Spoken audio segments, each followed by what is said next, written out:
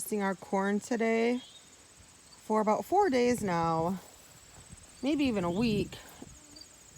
And literally last night, something came through here and tore through the corn, ate a bunch of it.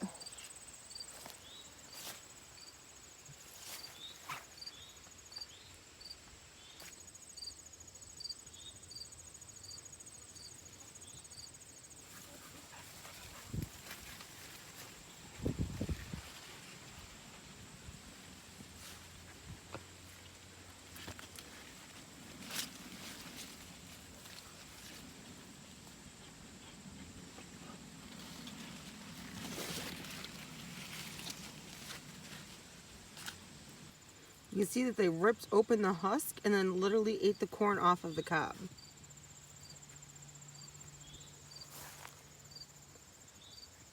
This was not like this last night. This all happened in the middle of the night or really early this morning while we were sleeping.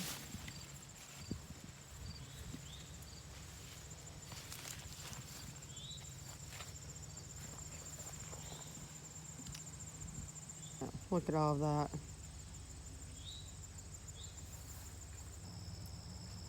We do have a second planting of corn over here. We planted this like in the middle of July, and we're hoping we have just enough time to harvest it.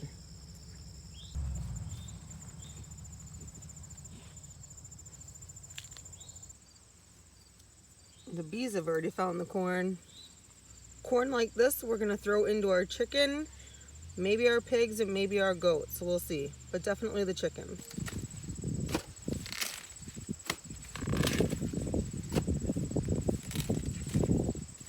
We're gonna go through and just pick every single cob off of these corn plants. This one has that weird corn fungus on it.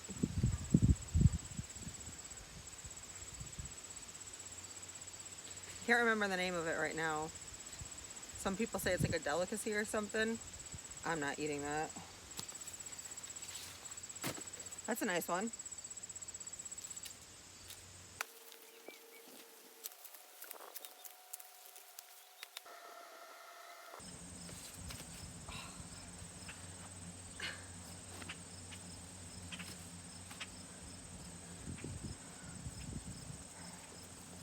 So we got all of our corn picked. We picked everything in that row. It's really unfortunate that the raccoons got into it last night. That's what we're assuming it was. We didn't find any deer tracks. Looks like stuff was literally ripped open, which is what raccoons do. But we are taking this weekend to harvest a lot of things in the garden, get some canning done. I do work a full-time job, so during the week I don't have time. I worked a lot of hours last week and they wanted me to work a day this weekend and I just couldn't because I had all this to do. I do think we should have did this last weekend. Yeah, this one looks rough. We decided to go tubing on the river and it was really, really hot. It was like in the 90s. So we just didn't want to deal with it, but I think our corn has definitely went down in quality over the week. We live in Michigan, zone 5A. Our first frost day is coming up. It's usually around October 15th. Last year we had one at the end of September where we had to go out and cover stuff up. Whoops. And our last expected frost date for the season is also May 15th. So we have a pretty decent growing season. So hopefully we still have enough time to get that other batch of corn going. And we still have time for more stuff to grow in our garden, but we have a lot of stuff ready right now. It is the end of August.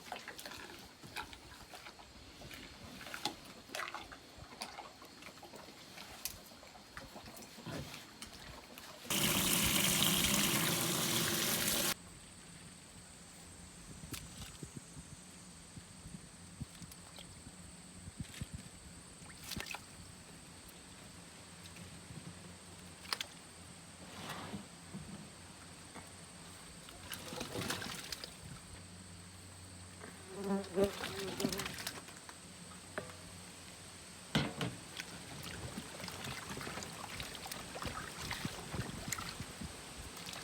put water in this tub and filled it with our corn, and we're gonna use this to wash all of our corn before we blanch it.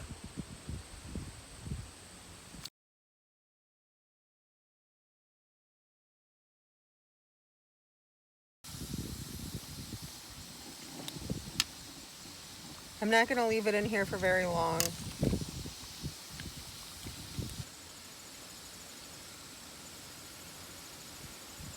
So I have a pot of cold water over here, and I'm just transferring the corn into that to stop the cooking process. The corn is cooled off, so I'm just moving it to a different container. I'll need this again to put more corn in.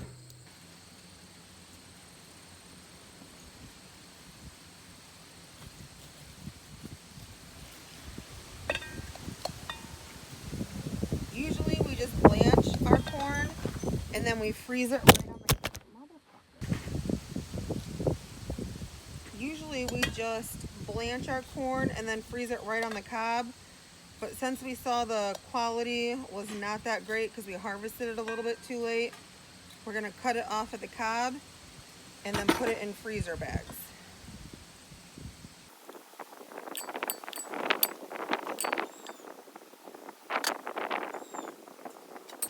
I have my bags labeled with what it is and the month and the year.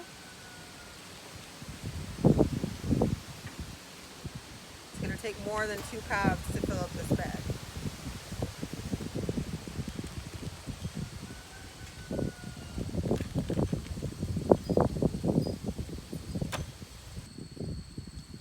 Here's what a couple of the bags look like. I like to flatten them down so they stack nice in my freezer.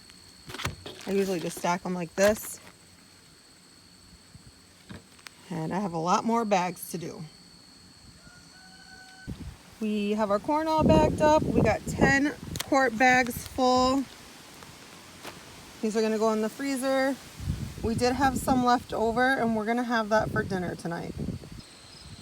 So next on our list of things to harvest and preserve this weekend is our green beans. We only have one row. It's about 15 feet long, but it is totally loaded with green beans.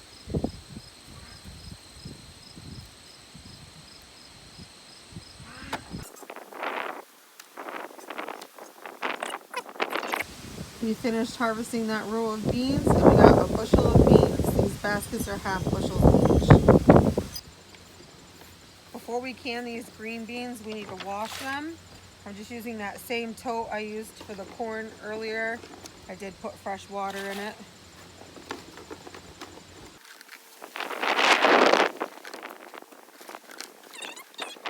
It is getting to be later in the day. It's almost 6 p.m. It's getting kind of windy out. It keeps blowing my tripod over, making the camera move around. And it's also, when it's really windy, it's hard for our camp chef. But we have to set a table up against it, not against it, but like set a table as a wind block pretty close to it. So that way the wind doesn't blow out the flame.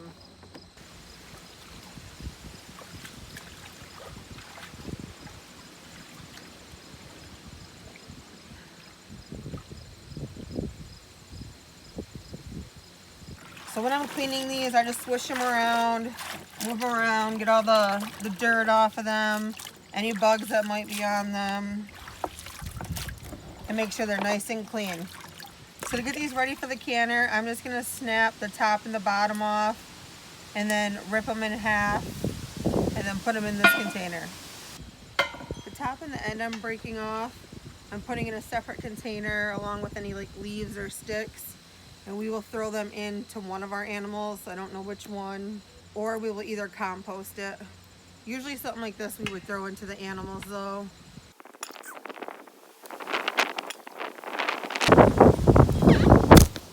My neighbors are having a party, so they have like, it sounds like a band or karaoke or something going on. I don't know. So I got this many beans done. There's still beans in the tub of water. I don't want to have to get another container out, and I need to know how many jars I'm gonna need for this. I only washed 16 jars.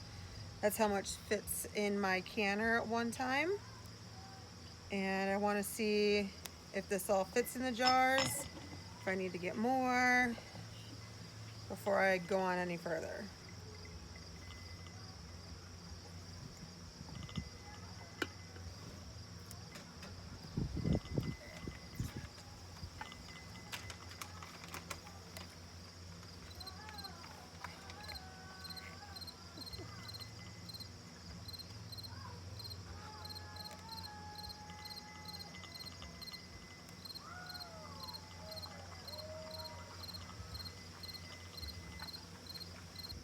I'm just gonna cram as many of these beans into these jars as I can.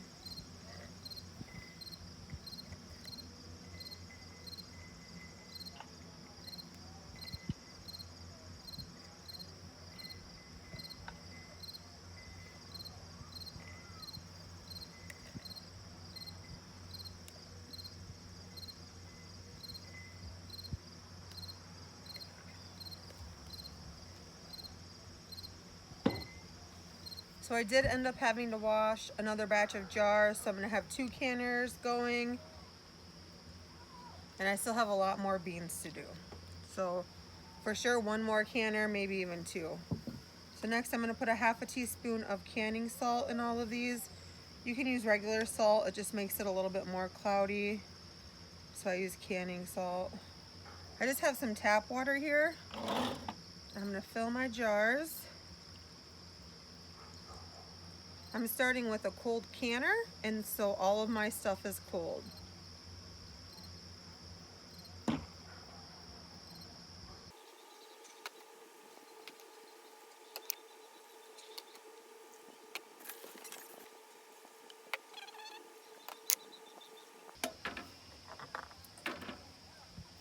So now these are gonna go in the canner, and I have no idea for how long. I have to look it up. It is definitely past dark. As you can see, I have my flash on. These canners have to go at 11 pounds of pressure for 20 minutes. And they are just kind of holding at 15, and I'm going to let them. Good morning. So it is the next morning, which is Sunday. I got done canning these green beans. It was like 12 o'clock, 12 a.m. when I turned the canner off. So I left them in the canner all night, and then I pulled them out this morning. We have 42 jars. As you can see, I do reuse my lids. I have not had an issue yet. This is the first year that I've started doing this.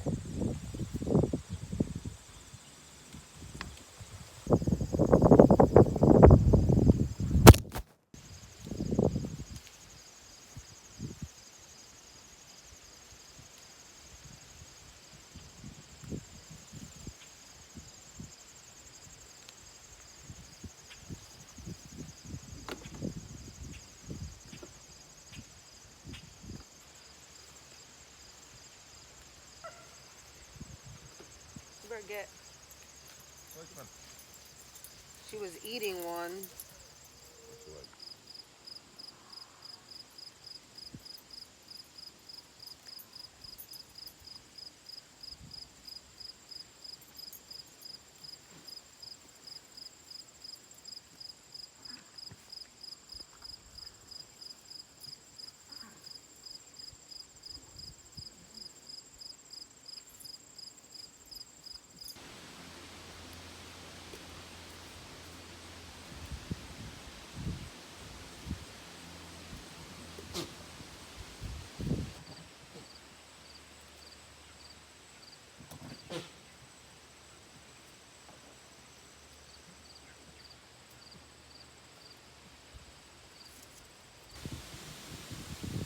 I got the tomatoes all picked. I picked some cherry tomatoes. And then I also picked some stuff that we're not canning with today, but it needed to be harvested. I'm gonna wash all of these tomatoes just like I did all the other vegetables. Just gonna put them in here and swish them around. Get all the dirt off of them. We don't trellis a lot of our tomatoes, so they're pretty dirty.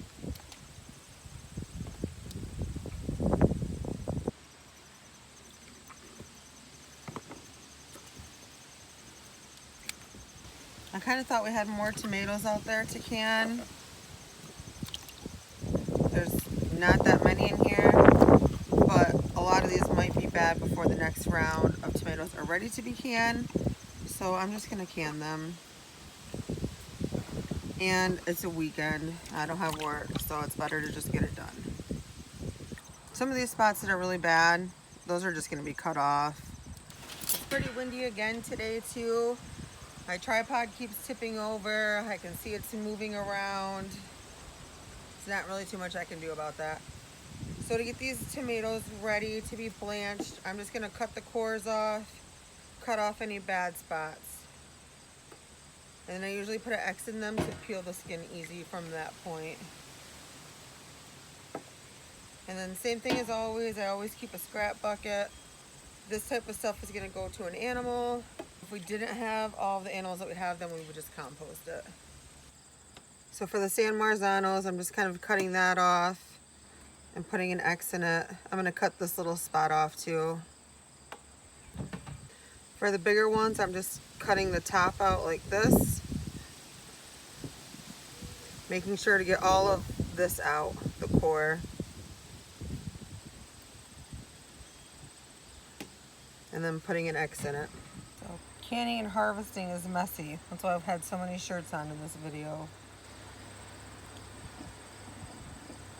Jesus. Singed my arm hair, my hand hair. This water's hot and boiling now. I'm gonna carefully drop my tomatoes in here. I'm gonna leave them in here till their skins start to crack and peel. They say that's about a minute or two.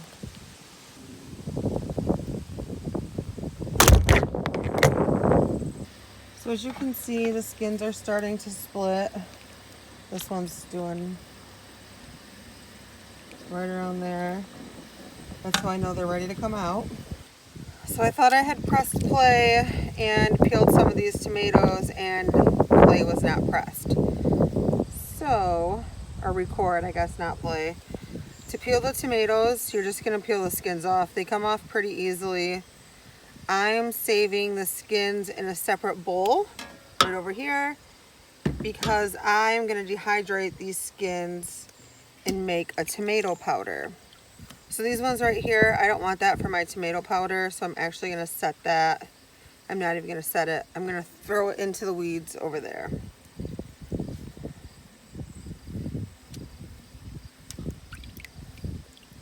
So this one's a little green still.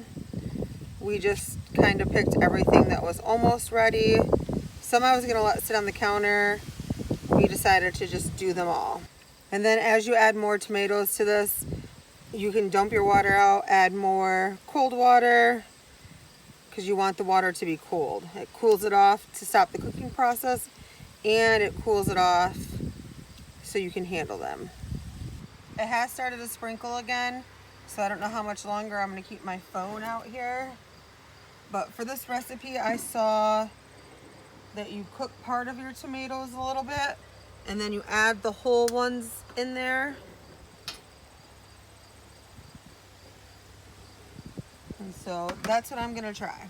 I said use a potato masher and just kind of mash some of them and let them cook a little bit, and then you add your whole tomatoes and just kind of mix those ones in.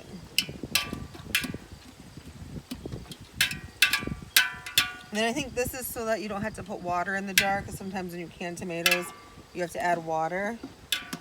So I think this will make the liquid for the tomatoes.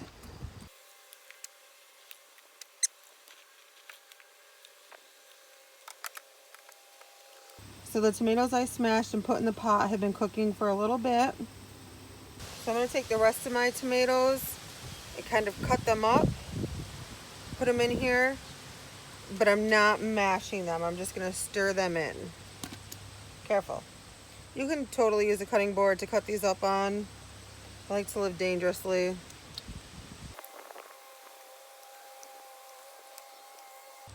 Like I said, this is a new way to can tomatoes for us. We have not done this before. I don't want these to cook very long like this either. I'm just gonna leave the heat on until I'm all done cutting these up and adding them. And then I'm gonna turn the heat off and get my jars ready. I do have my jars kind of ready, but I still need to do more stuff. And then I do have extra juice in my pan. I'm not gonna add that to this. So next I'm just going to ladle this into my jars. This is hot. My jars are not hot, but this isn't super boiling hot where it's gonna break my jars.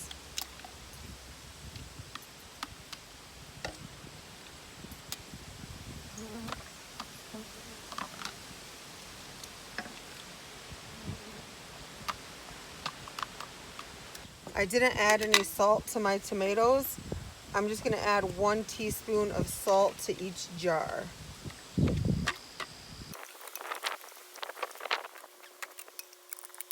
Once I get all my jars full and add my salt, I'm gonna take a paper towel and dip it in some hot water with vinegar, wipe off my rims, put my lids and rings on, and get them in the canner. These are gonna be in a water bath canner. So this last jar is gonna be more juice than it is tomato.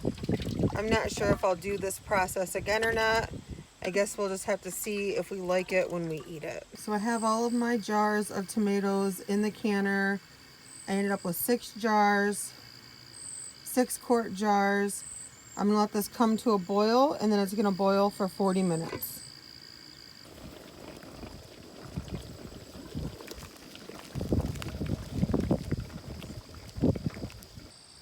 So the tomatoes are done. I should have cooked them when I put them in the sauce or the juice or whatever, because now the tomatoes shrank and they have all that liquid on the bottom. So if you're gonna do this one, cook the tomatoes a little bit without mushing them in the sauce. So that is how we get a lot of processing done in a weekend. It's a lot of work, but having all that stuff on your shelf for the winter is worth it. I hope you guys enjoyed this video. Thanks for watching.